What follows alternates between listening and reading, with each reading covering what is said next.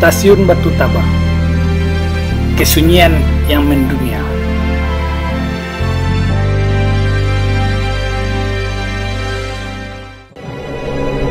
Sebelum dilanjutkan, jangan lupa komen, like, subscribe, dan tekan lonceng untuk mendukung kanal ini bisa berkembang dan mengabarkan info-info inspiratif buat kita semua.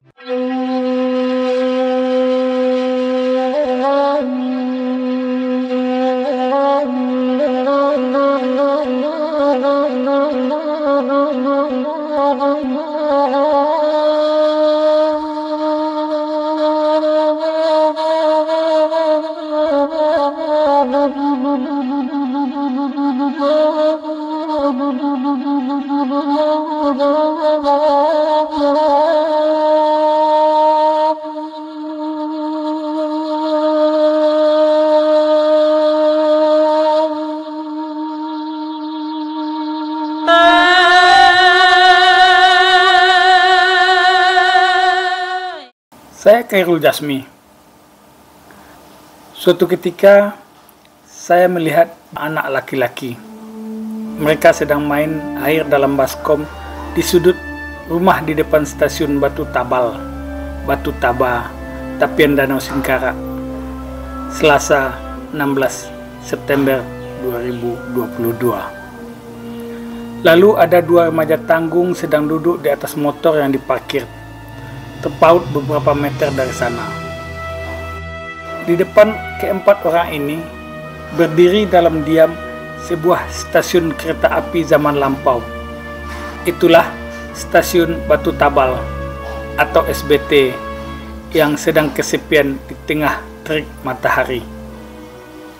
Stasiun itu bagian dari rangkaian rel kereta api dari Sawah Lunto sampai ke Teluk Bayur, yang kala itu bernama MAFN. Ketika saya sampai di stasiun tersebut, tak ada sesiapa pun di sana. Yang ada hanya bangunan zaman Belanda dengan rel yang bisa membentang ke hilir dan ke mudik. Di beberapa titik telah tumbuh gulma. Di situ secara turun-temurun dikelola sebuah bufet bernama Siang Malam yang ditulis miring ke atas kanan. Pada papan itu ada lukisan seorang perempuan. Di bagian bawah ditulis Batu Taba. Buffet yang sudah dikelola sejak 1949 itu, waktu saya datang sedang tutup. Pemiliknya sakit, kata wali nagari Batu Taba, Desrianto. Ketupatnya enak sekali, katanya lagi.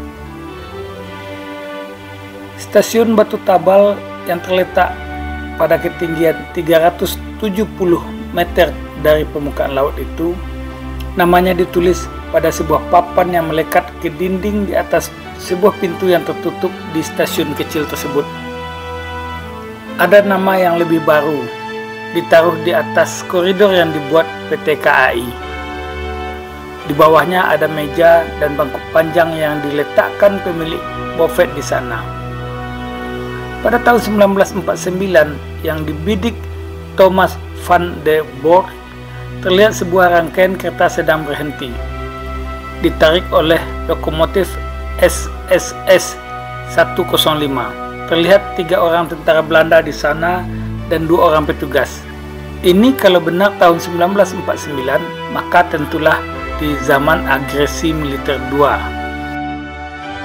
SBT tak lain sebuah stasiun non-aktif kelas 2. Letaknya di Batu Taba, Kecamatan Batu Taba, Tanah Datar. Ada jalan kecil beraspal menuju stasiun, terpaut 30 meteran dari Jalinsum. Stasiun milik PT KAI, Divisi Regional 2 Sumbar itu memiliki 3 jalur dengan jalur 2 merupakan sepur lurus. Di sekitar stasiun terlihat rel yang bersih. Di kejauhan tampak pula tiang lampu dan kran saluran pengisi air untuk lokomotif uap. Selebihnya adalah bentangan rel yang sudah bergulma. Stasiun ini merupakan tempat persilangan dan persusulan antar kereta api yang mengangkut batu bara pada zamannya dari Sawah Lunto ke Padang. Rel ini sudah tidur panjang pada tahun 2003. Namun, Mak Itam merangkak lagi ke sana dari Sawah Lunto. Kereta uap wisata itu seperti menyapa sejarah yang tidur sepanjang rel. Mak Itam berhenti di sana, lalu balik lagi ke Sawah Lunto.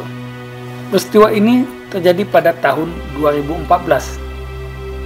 Stasiun ini adalah awal dari tanjakan rel bergigi fenomenal di Indonesia. Mendaki terus ke Padang Panjang, berhenti di stasiun meluncur ke Jembatan Tinggi, lalu meluncur lagi ke Kayu Tanam untuk kemudian Cigin ke Padang. Rel gigi itu atau rel bergigi itu menjadi sejarah bagi kereta api di Indonesia.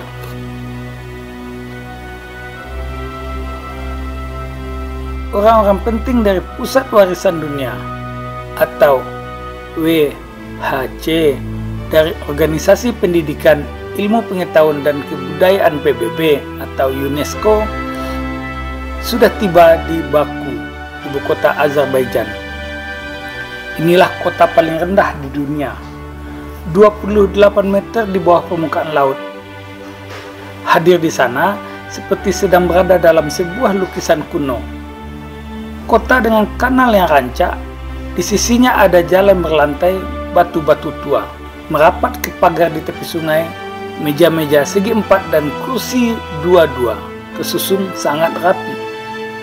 Di sana, warga kota menikmati pagi atau senja sembari menikmati secangkir kopi.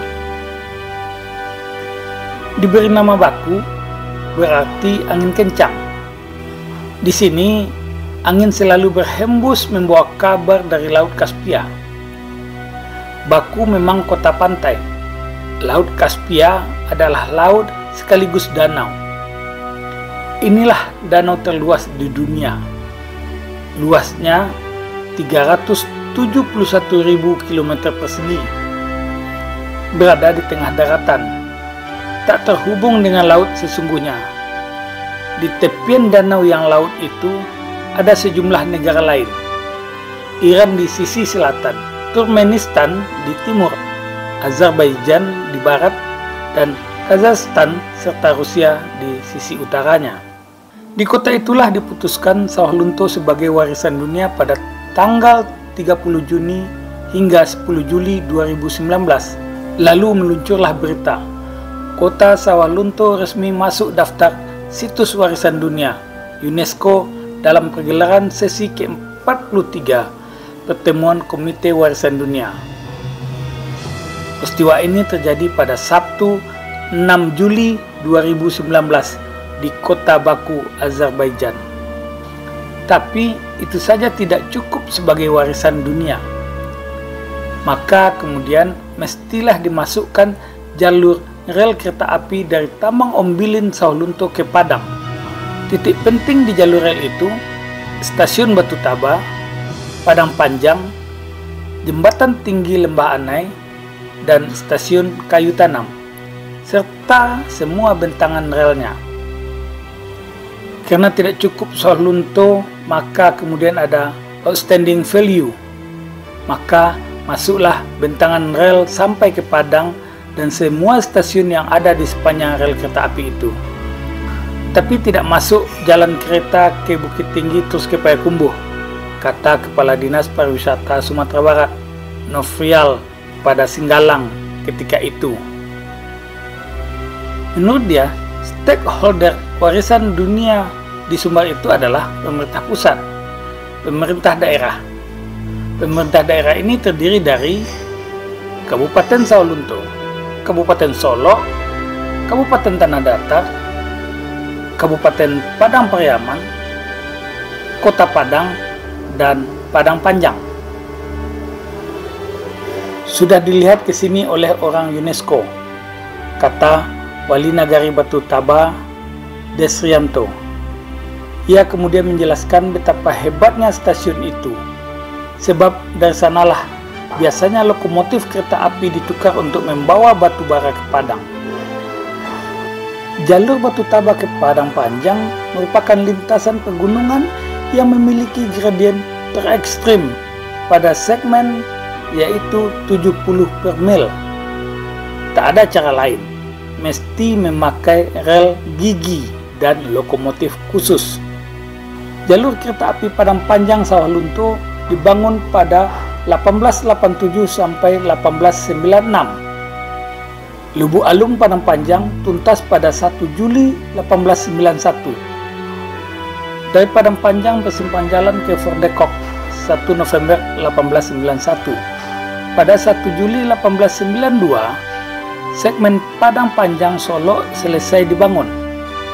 Kemudian segmen Solo Muaro Kelaban pada 1 Oktober 1892. Pada Januari 1894, perpanjangan Muaro Kelaban menuju Sawah Lunto. Hampir semua pembangunan rel ini dikerjakan insinyur dari Inggris. Tambang batubara Ombilin ditemukan oleh tim eksplorasi yang dipimpin W.H. van Graaf pada tahun 1868. Sedangkan pelabuhan Ratu Emma Haven dibangun 1888 sampai 1893. Meski sebelumnya di sana sudah ada pelabuhan Gawang. Pelabuhan ini kemudian berganti nama dengan Teluk Bayur. Tambang batubara, rel kereta api, dan pelabuhan Emma Haven, PT Semen Padang pada tahun 1910 merupakan 4 kaki era industrialisasi di Minangkabau. Salah satu kunci kuro-kuronya ada di Batu Taba yang kala saya datang, stasiun itu sedang sepi. Sendiri, Tabah menyimpan sejarahnya untuk generasi mendatang. Mungkin juga untuk anak-anak bujang ketek yang sedang bermain air di dekat stasiun itu. Sampai jumpa. Sampai di sini dulu jumpa kita kali ini, dan tetap dukung channel ini sehingga kami bisa memberikan informasi-informasi yang inspiratif untuk kita semua.